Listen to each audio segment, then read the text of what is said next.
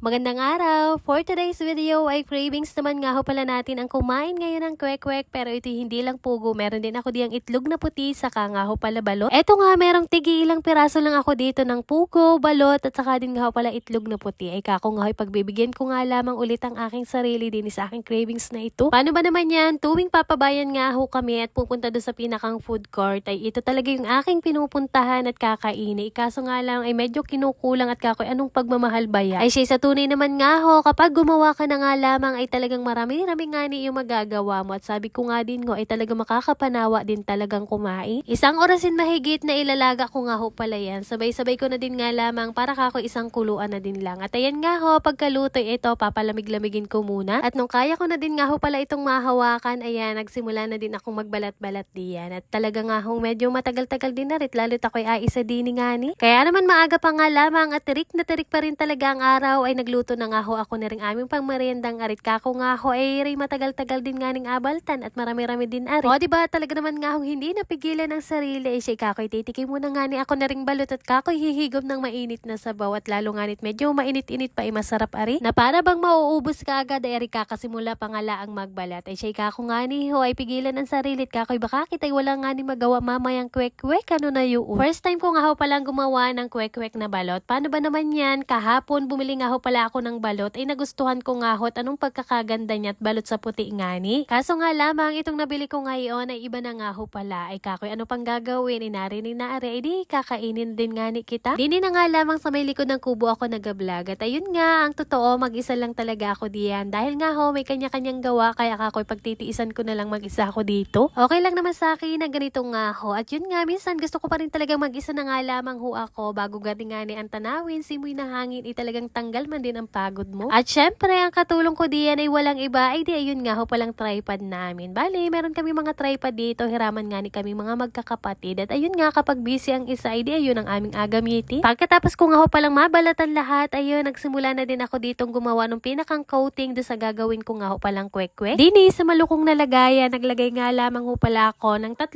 cup na harina, 1 cup naman ng cornstarch. At ayun, mga pampalasa na din nga ho pala. Bali, naglagay din nga ho pala ako diyan ng 1 kutsarang calumet na kung dati nga ho pala wala akong lagay, kako ngayon susubukan ko kung ano nga ba ang kalalabasan nito. Matapos ko naman nga ho palang mamix lahat, ay di ayun, naglagay na ako ng tubig, hinalo-halo ko lamang at nung ganito na ang itsura, nilagay ko na din nga ho pala yung food color na orange. Habang naghihintay, eto, at abudburan ko nga muna nga ho pala yung mga itlog na rin cornstarch para mas madikit nga ho pala yung pinakang coating na ginawa ko. Akin na din lang inalog-alog ito para siguradong malalagyan lahat. At ayan, habang naghihintay na din nga ho pala, nagpainit na din ako diyan ng mantika. At nung ganito na nga ho pala ang kinalabasan, nung gagamitin kong pang coating ay di ayun, isa-isa ko na din nga lamang ho palang ipaghuhulog dito yung mga itlog. At nung mainit na din nga ho pala itong mantika ay di ayan, isa-isa ko na ding isinalang. At ilang mga minuto din lang naman ito ay pwede na din nga ho pala kaagad mahango. Eto, unang salang ko nga ho pala mga itlog na puti muna yung ginawa ko diyan. Kako nga ho, paghihiwa-hiwalayin ko para alam ko nga ni ho pala kung ano na yung inaluto ko din. At pangalawang salang, eto na nga yung pinakahihintay ko. Isasalang ko na nga ho pala itong balot at kako nga hoy, medyo iiba-ibahin ko at kakoy baka ari maglusag-lusag nga ni. Aba naman ay syempre, hindi naman natin hahayaan na magkaganon-ganon nga ni aring ating inaluto. At ayan nga, buti na lamang maganda yung pagkakagawa ko ng coating, hindi nga sila nagmuyag-muyag. Ilang minuto din lang sa pagkakasalang ay siya, eto na nga ni ang kinalabasan. Ay pwede na din nga ho pala kaagad hanguin. At pinakahuli, eto nga ho palang pugo. At ayan, ilang minuto din lang ay pwede na din nga ho pala ito at luto na lahat ng aking ginawang kwek-kwek. At syempre, hindi masarap ang ginawa kong kwek-kwek kung wala nga ning sausawan. At ayan, gagawa nga ho pala ako ng masarap na suka para sa aking mga kwek-kwek na pugo, balot at yun din ngang itlog na puti. At marami-raming pipino nga ho pala yung gusto ko kapag nga ako may asaw-sawang suka. At ayan, nagsimula na nga ho pala akong magbalat diyan. Dinali-dali ko na din nga lamang ho para kako medyo mainit pa yung aking nilutong kwek-kwek para nga ho maisaw-saw ko dini. Pinagsama-sama ko nga lang ho pala diyan itong sibuyas, yun din nga ho palang sili, syempre yung suka hindi mawawala yan. Tinimplahan ko lang ng mga pampalasang asukal, asin at saka paminta. O diba, ganun lang kadali gumawa ng masarap na sausawan. Bali hindi ko na nga ho pala yung niluluto at talagang tansyahan na nga lamang kung ano nga ni ang kakalabasan niyan. Dahil meron nga ho pala akong pagbibigyan, ari na muna ang aking inintindi. Pinaglalagyan ko nga ho pala itong mga lagayan ko ng lahok-lahok. Meron diyang pugo, balot, meron ding itlog na puti. O diba, sa pipino pa nga lamang ay talaga naman nga hong hindi na tinipid. Ay siya ay kung kayo napapaibig, abay parinin na nga ni kaagad. At dahil takam na nga nga ako dito sa ginawa ko. Ay siya'y paano ba yan? Hanggang dito na nga lamang muna ho.